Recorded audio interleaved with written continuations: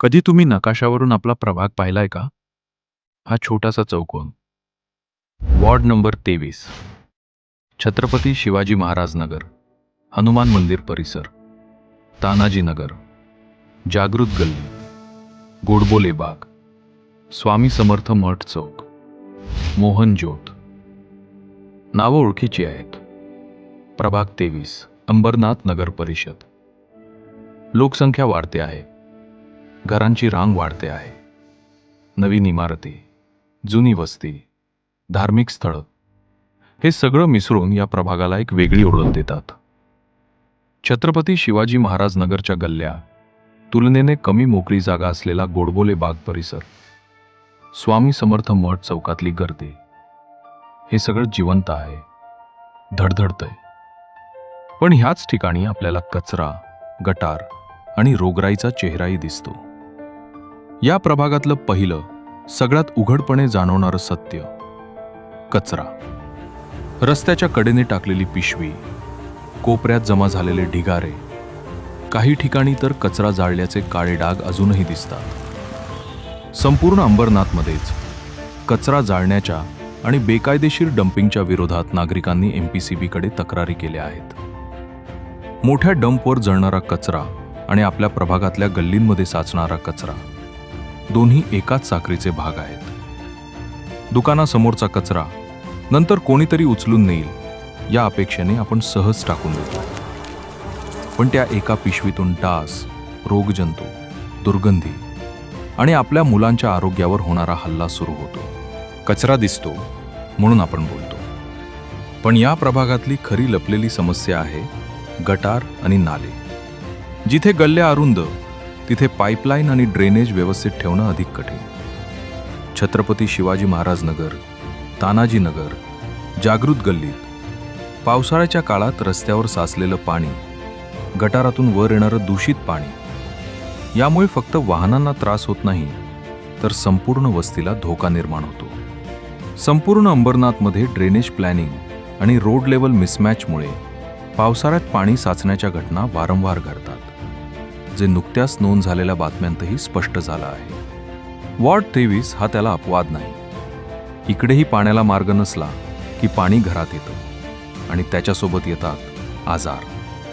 आमच्या गल्लीतील कचरा आणि गटार ही केवळ लोकराजकारणाची चर्चा नाही, ही थेट आरोग्याची क्रायसिस आहे.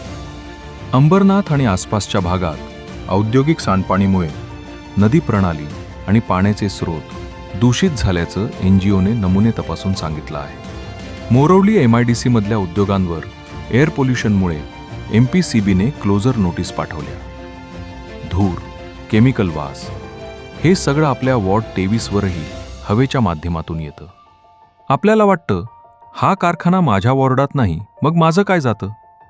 पण हवा आणि पाणी वॉर्ड बाउंड्री बघून वाहत नाहीत.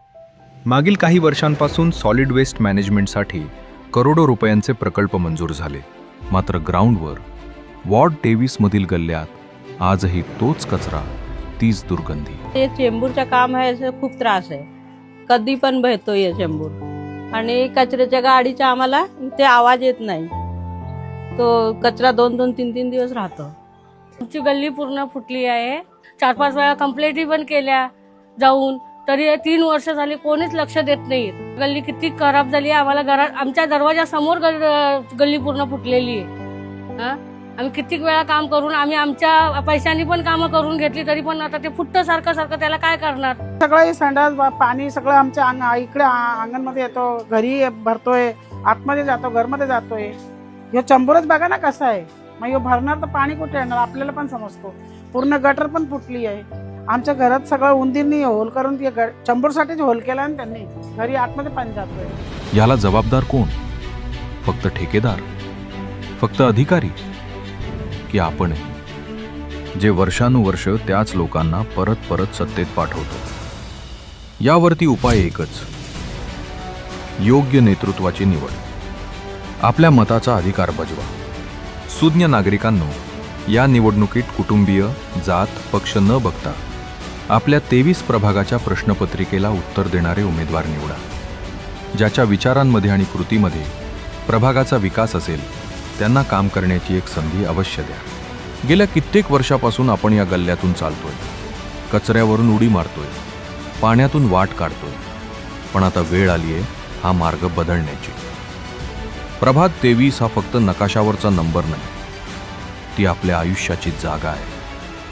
छत्रपती शिवाजीनगरचा प्रत्येक रस्ता, हनुमान मंदिराजवळचं प्रत्येक वळण, जागृत गल्लीतील प्रत्येक घर, गोडबोले बागेतील प्रत्येक झाड, स्वामी समर्थ मठ चौकातला प्रत्येक पावलांचा आवाज, यात सगळ्यांनी मिळून आपलं घरी परत येणं तयार केलंय. जर आपल्याला हा घरी परत येणं सुखद ठेवायचं असेल तर बदल आजच घडवावा लागेल.